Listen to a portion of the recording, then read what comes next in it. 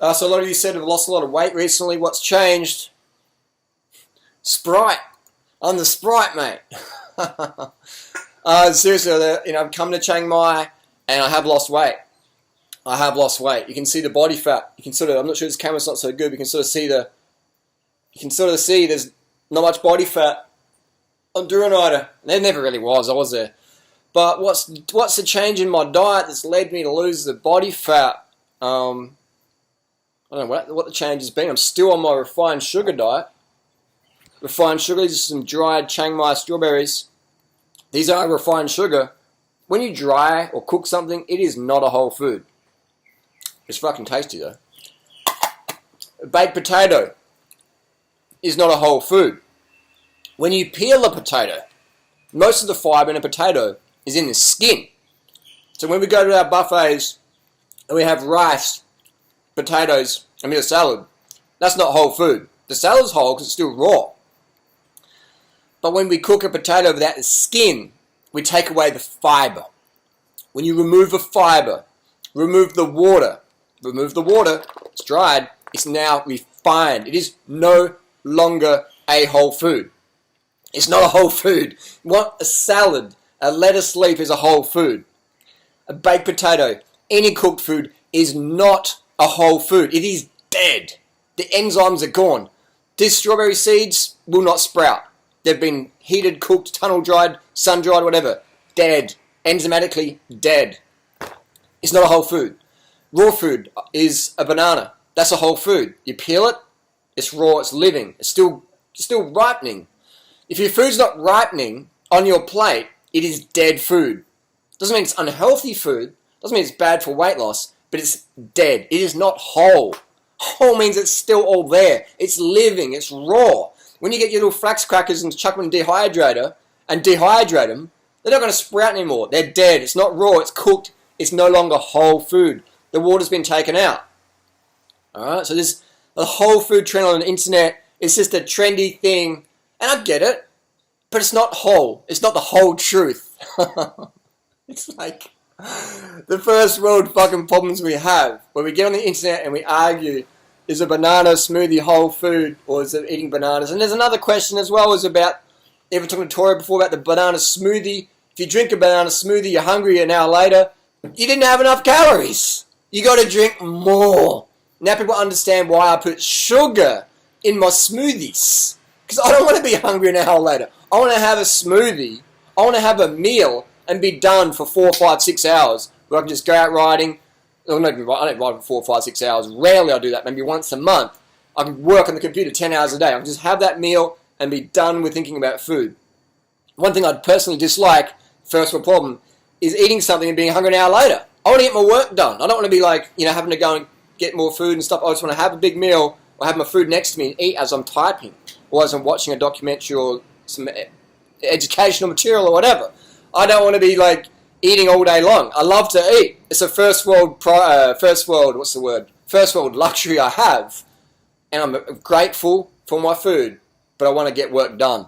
Productivity is more important. That's why I eat so many calories from these foods that give me like brain power so I can get it done. Sugar, starches, and fruit. The best 3 things for weight loss. Best 3 things for health. Best 3 things for productivity. Best 3 things for the environment. But we have these people that say, I got fat on fruit.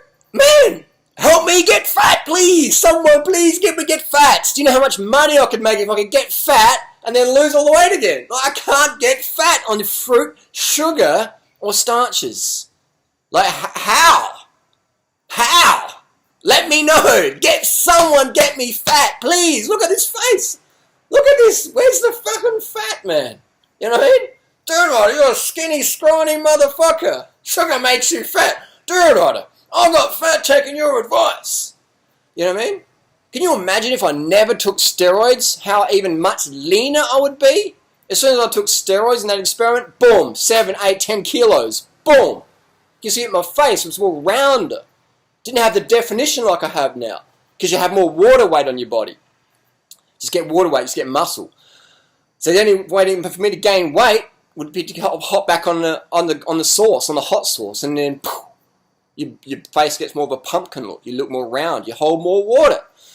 People don't talk about metabolism in weight loss. They don't talk about what triggers metabolism. The insulin, the leptin, the ghrelin, hormone levels, aldosterone levels, body fluid.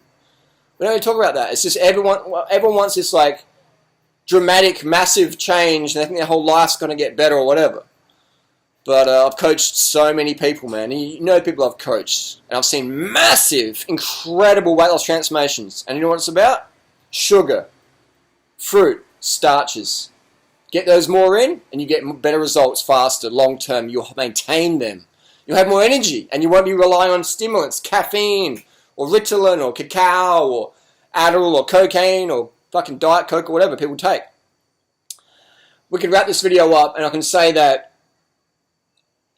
the best weight loss transformations I've seen, girls and guys, is when people ride their bike. They get rid of the car. And I know a couple of guys this year and last year, they rode more kilometers than I did, high carb vegans, and they lost so much weight. They're like, wow, transformation. And good on them. But then they focus on maybe a little bit of a diet thing, and their viewers go, wow, but they trained more than Durianrider. The video title should be, I rode more Ks than Durianrider last year and this year, and I lost, 10 pounds, 20 pounds, 50 pounds, 100 pounds. I rode more Ks than Durianrider, and I ate like Durianrider. Sugar, starches, fruits.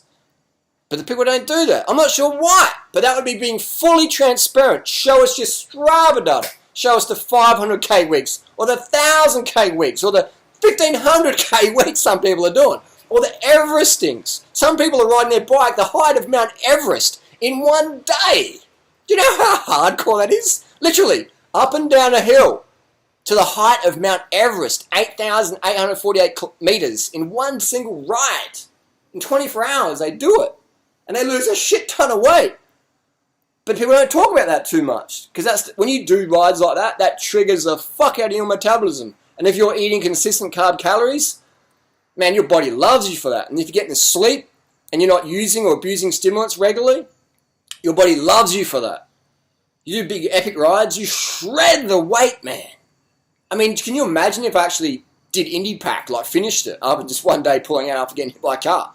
Can you imagine if I finished it? I mean, I'm looking forward to doing Indie Pack one day or something epic, just to show people how fucking emaciated cycling and carbs will make you get. If you never train on the bike, you will lose weight long term. You'll recover from your eating disorders privately, you'll gain some weight, stuff like that. It's metabolic damage, adaptive thermogenesis. It's real. Look it up. Google it up. Dr. Ansel Keys, The Great Starvation Diet. So people talk... I don't know, it's a weird world out there. We do put too much importance on our physique. And I do the same when I start showing the 3% body fat, all that crap. It's just trolling, really. But I don't know anybody on the planet who's gotten better results for people in terms of weight loss, lifestyle change, etc. I mean, look at the vegan community I've built from scratch.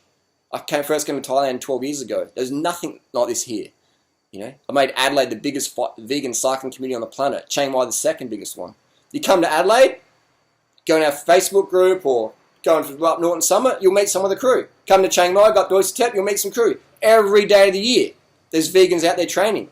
And we're friendly, we're approachable, community focused. And that vision that I created wasn't because I calorie restricted.